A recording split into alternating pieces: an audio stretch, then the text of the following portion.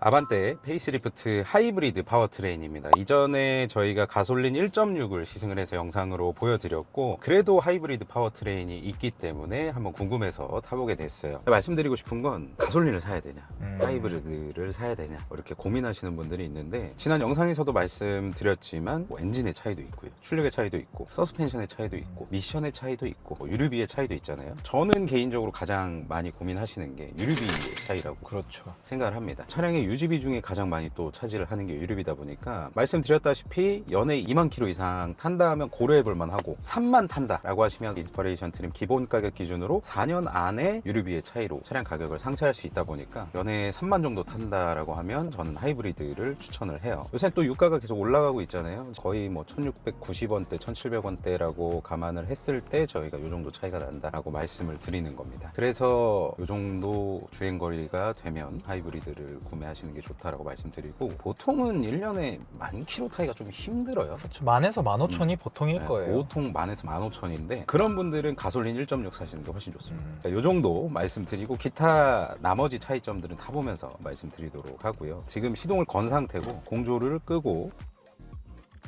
35에서 37로 보는 게 나을 것 같아요. 35에서 37인데, 이 정도는 항상 말씀드리면 절간 수준이고요. 목탁 소리고 뭐 아무것도 없는 절간. 그래서 이 정도 되고, 공조를 예를 들어서 21도 오토 1단계로 켜놨습니다.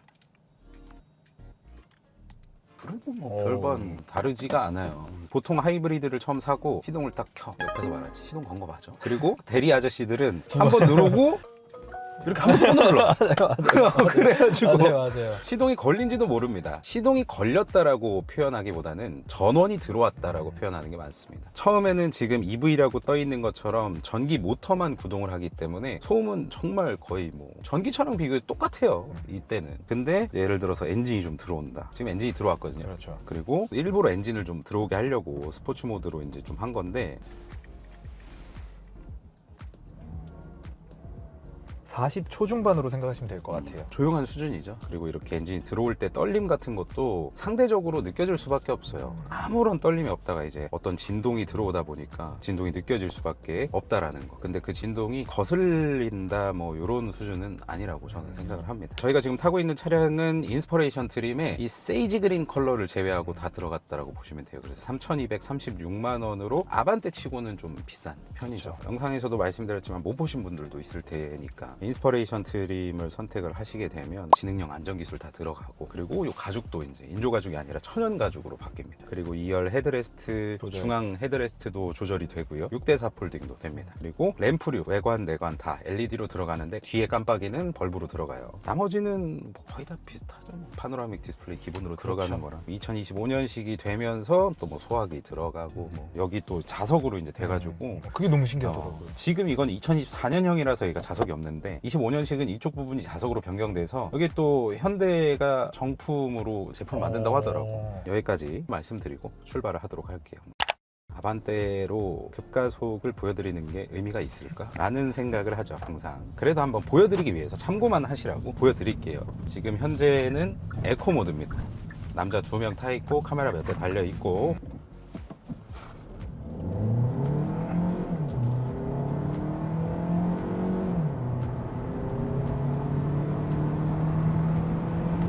요 정도. 그 다음은 스포츠.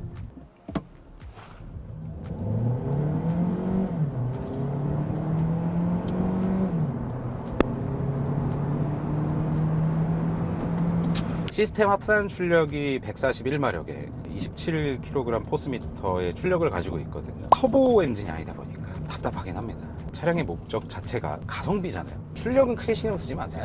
가장 궁금해 하실 만한 게 뭘까라고 이제 생각을 해보면, 아마도 승차감이 아닐까 라고 생각을 합니다. 이걸 궁금해 하시는 이유가, 가솔린 1.6에는 토션빔이 들어간다. 그리고 하이브리드에는 이제 멀티링크가 들어가죠. 일반 사람들 태워보잖아요. 절대 모릅니다. 드라마틱하게 차이가 난다라고 말씀드릴 수는 없을 것 같아요. 물론 이론적인 건 있죠. 토션빔은 둘이 연결이 돼서 한쪽에서 충격을 줬을 때 한쪽도 같이 움직이고 막 이런 게 있는데, 반대로 멀티링크는 양쪽이 따로 움직이다 보니까 한쪽의 충격을 잘 흡수해주고, 또 한쪽은 무난하게 갈 수 있도록 이렇게 해준다라고 알고 계시는 분들이 많습니다. 근데 요즘은 정말 다 상향 평준화가 돼가지고 모르겠어요, 솔직히 말하면. 요즘은 세팅을 워낙에 잘 해놔가지고, 그리고 그 안에 들어가는 재료에 대한 공학적인 것들도 우리한테 느낄 수 있게끔 이렇게 전달해 주겠지만, 여튼 워낙에 잘 돼 있어서 승차감이 좋아요. 지금 요런 방지턱 긴 거 얼마나 부드럽습니까? 충격을 우리가 범프 구간, 그러니까 타고 올라가는 구간에서도 부드럽게 잘 받아주고요. 떨어지는 구간에서도 잘 받아줍니다. 그리고 생각보다 승차감이 좋다라는 걸 이제 물렁물렁하다라고 생각하시는 분들이 있는데, 물렁물렁하면 넘고 나서의 흔들림이 굉장히 많거든요. 근데 이건 그런 게 없어요. 편안하게 넘고 자세도 바로 잡고. 그래서 차체뿐만 아니라 운전자가 느끼기에도 빨리 자세를 잡아 나가다 보니까 안정감이 더 드는 것 같아요. 그것 때문에 승차감이 좋다라고 느끼는 게 아닐까라고 저는 생각합니다. 그리고 서스펜션이 이것처럼 이렇게 충격을 받아주는 것뿐만 아니라 뭐 노면의 접지도 담당하고 있고 여러 가지 승차감에 영향을 미치는 다양한 것들을 담당하고 있는데, 여러 측면에서 그냥 고민해 봤을 때 편하게 만들어진 서스펜션이 아닐까 라고 생각합니다. 물론 스포츠 세단 아반떼 N처럼 그렇게 막 탄탄하면서 코너를 쫙 이렇게 돌아나가는 그런 건 아니에요. 근데 그런 차가 아니잖아요. 목적에 맞게 세팅을 무지하게 잘했습니다. 그래서 편하게 타고 다닐 수 있는, 내가 혼자 타든 내 친구랑 같이 타든 우리 부모님이 타고 다니시든 남녀노소 호불호 없는 승차감을 만들어내는 서스펜션이 아닐까라고 생각해요. 이 가격대 이거보다 어떻게 더 좋게 세팅을 하냐, 안 그래? 판매량이 그냥 검증한다는 생각을 많이 해요. 20대부터 뭐 5, 60대까지도 맞아요. 이제 구매를 하시니까 너무 좋은 거지. 다음으로는 시트인데, 시트 뭐 요새 잘 만들죠. 인스퍼레이션으로 넘어오게 되면 아까도 말씀드렸다시피 천연 가죽이 들어가죠. 우리가 타봤던 차들 중에 뭐 엄청 비싼 차들에 비하면 아니잖아요. 그럼요. 근데 이 가격대에 훌륭하죠, 천연 가죽이. 그리고 좌판의 길이라든지 되게 탄탄해요. 천연 가죽이라고 해서 뭐 엄청나게 물렁하고 푹신하고 이런 게 아니라 몸을 잘 지지해주고, 그리고 저는 이제 어느 차종이나 거의 좌판의 길이가 맞긴 하지만 180이 넘는 성인 남성이 타도 충분히 편한 좌판 길이를 보여주고 있고, 양쪽에 튀어나와 있는 이런 볼스터 높이라든지 이런 것들이 차량을 이동시켰을 때 몸을 잡아주는 이런 것들이 아주 설계가 잘 되어 있습니다. 아주 좋아요. 국산차 시트가 욕을 먹을 일이 있나 싶어요. 어떤 차종이든지 너무 잘 만들었고, 통풍 시트부터 시작해서 칭찬받을 만한 게 더 많지 욕먹을 만한 건 찾기 힘든 것 같아요. 통풍 시트도 훨씬 시원하고. 약간 아쉬운 거는 이게 원래 보통 차들이 한 번 누르면 3단계로 켜지거든요. 근데 이거는 1, 2, 3단계로 켜져가지고 이렇게 만든 이유가 좀 궁금합니다. 보통 통풍 시트를 켠다라는 건 더워서 켜겠죠. 근데 1단부터 켜지는 거 어떤 이유가 있을까요? 궁금합니다. 이 가격대에 이 정도 시트가 들어간다면 뭐 만족스럽죠. 그리고 인스퍼레이션 트림을 넣으면 이제 전동 시트, 운전석은 8방향으로 움직이고요, 동승석은 4방향 이렇게 또 기본으로 들어가기 때문에 드르륵 안 해도 되는 거죠. 그 얘기를 물어보고 싶었어요. 많은 분들이 질문하기로는 DCT 괜찮냐? 가솔린은 CVT고 요거는 DCT니까 그 차이를 궁금해하실 분들도 있을 거고. 미션이 승차감에 대단히 영향을 많이 주죠. 아무리 좋은 엔진 출력을 가졌다 한들 이걸 효율적으로 바퀴로 보내지 못하면 그러면 그건 좋은 미션이 아닙니다. 그리고 DCT는 인터넷에 검색해보면 무슨 개쓰레기다부터 시작해가지고 욕이 난무해요. 이거 차 터지는 거 아니에요? 이런 생각도 들어. 이렇게 안 좋은 걸 차에 왜 넣었지? 뭐 이렇게 생각을 한단 말이에요. 근데 지금 나오고 있는 산타페 소렌토 2.5 터보 가솔린 모델이라든지 DCT고요. 이 차량도 DCT가 탑재되어 있죠. 물론 하이브리드 전용이긴 하지만 하이브리드 전용 DCT 6단은 변속기에 모터가 달려 있습니다. 변속기에 달려 있어요. 이 DCT 약자가 듀얼 클러치 트랜스미션이잖아요. 그러니까 수동 기어를 자동 기어처럼 이제 변속이 되게 만들어 놓은 거잖아요. 근데 처음 출발할 때 울컥 한다는 게 많을 거예요. DCT 찾아보면. 근데 모터가 있죠, 하이브리드는. 이 모터가 차를 출발시킬 때 부드럽게 그냥 출발을 시키다 보니까 일단 이런 꿀렁거림이 없고요. 변속하는 시점에 튕긴다, 이런 것도 있어요. 근데 모터가 있기 때문에 그 변속 구간에서도 충격을 거의 상쇄를 시키는 거죠. 그럼으로 인해서 그런 충격들이 몸으로 다가오지 않으니까 승차감이 더 좋다라고 느낄 수가 있는 겁니다. 그리고 이런 DCT의 장점 자체가 출력을 효율적으로 바퀴로 전달을 해요. 낮잖아요, 이 마력수가. 그럼에도 불구하고 효율적으로 전달을 해야 되기 때문에 DCT를 채택한 것 같고요, 제 생각으로는. 그리고 여러분들이 가장 신경 쓰시는 연비, DCT는 연비도 잘 나옵니다. CVT보다 연비가 더 잘 나올 거예요, 아마 동일한 조건에서 놓고 보면은. 그래서 차이점이 있죠, 명확하게. CVT는 무단 변속기죠. 저희가 시승기 때도 말씀드렸지만 무단 변속기임에도 불구하고 특정 회전수에서 어떤 특정 단을 물린 것처럼 전달을 해줘요. 무단 변속기라고 해서 뭐 계속 이렇게 하는 게 아니라 아예 트랜스미션이 없다, 변속기가 없다라고 생각이 드는 게 아니라 그것도 말 안 해주면 모를걸? 맞아요. 이것도 몰라요. 말 안 해주면 몰라요, 차에 관심 없으신 분들은. 그러니까 거기에는 CVT가 들어가서 효율적인 동력 전달 혹은 연비를 뽑을 수 있다라고 생각하면 CVT 넣는 거. 조금 더 연비도 잡아야 되고 출력도 효율적으로 바퀴로 보내야 되고 다양한 좀 이점을 얻어가는, 항상 트레이드 오프잖아요. 장점이 있으면 단점이 있습니다. 그런 측면을 잘 고려해서 이점이 더 많은 쪽으로 채택을 했을 거고, 그거에 따라서 약간의 느껴지는 차이점은 있지만 특히나 여기에 들어가 있는 DCT가 안 좋다라는 거는 무리가 있는 것 같고, 인터넷에 돌아다니는 그런 DCT에 대한 악평, 혹평들은 정말 예전 툭 이렇게 튕기던 그런 튕기고 DCT. 막 내구성이 뭐 다 깨지고 이런 거. 차는 유지 관리 해야 됩니다. 하물며 사람도 건강검진 받잖아요. 그렇죠. 약도 먹고. 그런 것처럼 수만 가지 부품이 모여진 기계다 보니까 유지 관리를 잘 했을 때 저는 DCT가 그렇게까지 나쁜 미션이라고는 생각이 들진 않아요. DCT를 기반으로 한 유수의 기업들의 차량들도 많잖아요. 또 그런 건 안 까. 맞아요. 한국 차만 가루가 되도록 이제 까이는데, 그런 게 좀 안타깝죠, 어떻게 보면. 요새 DCT 달려 나오는 차들 보면 막 우리가 다 해봤잖아. 산타페에서도 언덕에서 뒤로 밀리냐 이런 거 하나도 없었어요. 맞아. 오히려 8단 DCT이기 때문에 변속도 빠르고 이렇게까지 잘 나가나 이런 식으로 생각을 하게 되지, DCT가 달려서 변속이 멍청하게 되고 뭐 그런 거는 일절 없었기 때문에 만족했었습니다. 어찌됐든 모터가 달려있는 6단 DCT 변속기 승차감을 저해하진 않습니다. 물론 6단이기 때문에 답답할 때 있어요. 쭉 밟았는데 아 이때쯤 쳐줘야 되는데 이게 올라가다 그냥 축축축 이게 변속을 해줘야 되는데 끝까지 한번 밀고 뭐 요럴 때. 요즘은 뭐 너무 좋은 변속기들, 현대 8단만 해도 되게 빠릿빠릿하잖아. 좋아요. 근데 6단으로 내려오다 보니까 급가속할 때만 약간 답답하고, 평소에는 뭐 전혀 그런 게 없습니다. 오르막길 올라갈 때도 부족함은 없습니다. 에코 모드로 녹아 들어가 볼게요. 141마력을 땅에 뿌리면서 자신감 있게. 근데 진짜 경쾌해요. 이럴 때는 이 정도만 해도 뭐 충분하죠. 엔진 음만 들으면 굉장히 빠른 것처럼 느껴지는데 100입니다. 1.6 터보 뭐 하이브리드 이런 거 밟아보면 130, 40 정도 맞아요. 이 나오거든요. 정도 소리면. 그리고 뭐 이걸로 스포츠 모드 넣고 밟아볼게요. 스포츠 모드는 또 좀 드라마틱하게 올라가요. 오.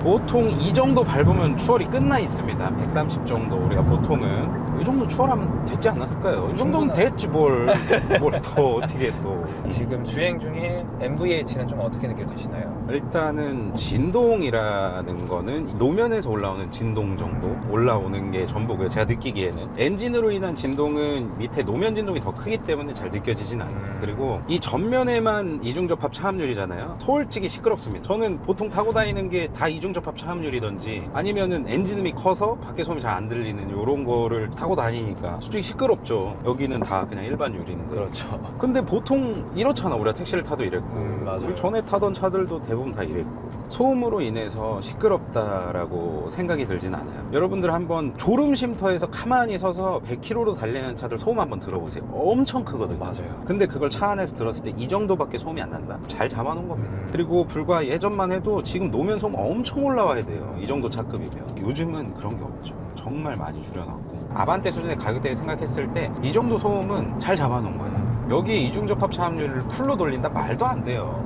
지금 카메라가 다 돌아가고 조용한 상태에서 주행을 하기 때문에 더 크게 들리는 거지. 보통 이렇게 안 다니시잖아요. 라디오도 듣고 노래도 좀 들으시고 이렇게 하잖아요. 그렇게 하면 묻히기 때문에 그렇게까지 뭐 신경 쓰이진 않았어요. 저는 다 상대적인 거잖아요. 저도 상대적이고. 근데 아까도 말씀드렸다시피 제 기준에선 시끄럽죠. 근데 아마도 그냥 일반 분들 기준으로는 그냥 뭐 괜찮다 이런 수준. 브레이크는 어떤 것 같아요? 브레이크는 네. 근데 이렇게 저속에서 밟을 때 뒤가 이제 약간 삐 하는 그 고주파음이 약간 나거든요. 그러니까 살짝 밟고 이렇게 쭉 밟았을 때, 지금 이게 빗길이라 잘 안 나는데 아마 이거 공감하시는 분들 많으실 겁니다. 물리 브레이크랑 회생제동을 같이 쓰잖아요. 지금은 브레이크를 밟고 있지 않은 상태로 여기 차지에 바늘이 넘어가 있죠. 이러면 회생제동이 작동하고 있는 겁니다. 그러니까 모터를 통해서 전기를 생성하고 있는 거죠. 예전에는 이질감이 있다 그랬어요. 운전자가 브레이크를 밟고 뗐을 때 회생제동으로 넘어가는 그 구간에서 좀 이질감이 있다 그랬거든요. 요즘 차는 그런 게 한 개도 없습니다.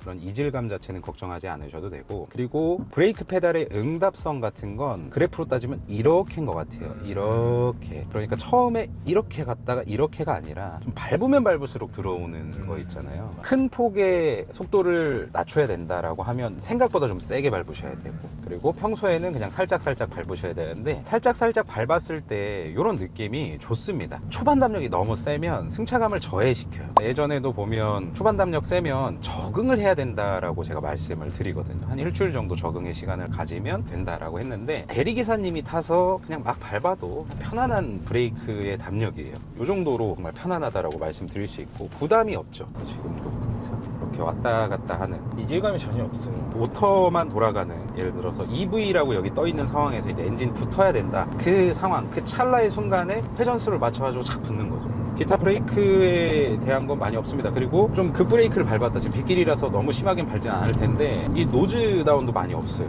그러니까 서스펜션이 좀 짱짱하게 잡아주는 것 같아요. 좀 많이 물렁하면 이렇게 코가 팍 죽거든요. 그런 것도 많이 없고, 차가 전체적으로 이제 다운돼서 감속이 되는 느낌, 이런 느낌들이 운전석에 앉아 있어도 좀 안정감으로 다가오기 때문에 어떤 상황에서도 뭐 브레이크로 인한 불편함 혹은 당황스러움, 그런 것들은 없다 말씀드릴게요. 그리고 편의장치, 요새는 국산차 편의장치가 워낙 잘 돼 있지 않습니까? 편의장치에 대해서 말씀드리면 우선 아쉬운 거, 헤드업 디스플레이를 추가조차 못하는 거, 요거 약간 아쉬워요. 물론 헤드업 디스플레이가 예전에는 고급차의 대명사라고는 하지만 요새는 아니잖아요, 솔직히 말해서. 근데 선택조차 못하게 만든 거는 약간 아쉽고요. 그리고 스티어링 휠 이거 수동인 거, 요것도 약간은 아쉽습니다. 그래, 요거까지 수동일 수 있다 라고 해요. 근데 메모리 시트에 이거 저장 안 되는 거, 사이드미러 각도 저장 안 되는 거, 저희가 생각하기로는 스티어링 휠이 전동이 아니면 사이드미러가 저장이 안 되는 것 같거든요. 맞아요, 그런 것 같아요. 근데 이 사이드미러 전동이잖아.